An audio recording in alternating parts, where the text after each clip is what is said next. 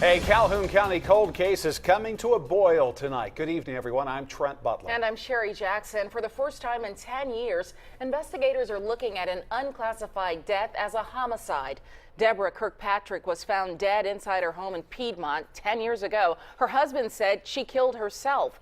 WIAT 42 News reporter Caitlin McCulley is in the studio. And Caitlin, investigators now say this is a homicide. Yes, Sherry, the Calhoun County Cold Case Unit reopened this case a few months ago.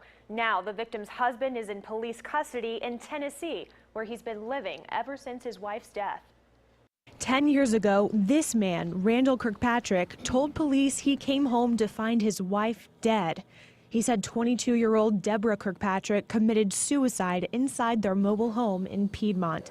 At the time, Piedmont police agreed, but Deborah's family never did. I knew my sister, and she wasn't suicidal. She was actually fixing to leave him because of a lot of things that he was doing, and she didn't want her son in that environment or herself.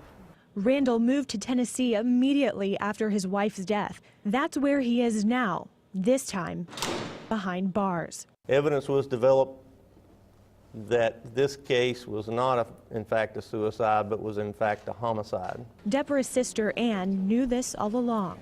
I was going to do whatever it took. I was going to keep ringing phones off the hook, knocking on doors, till something happened.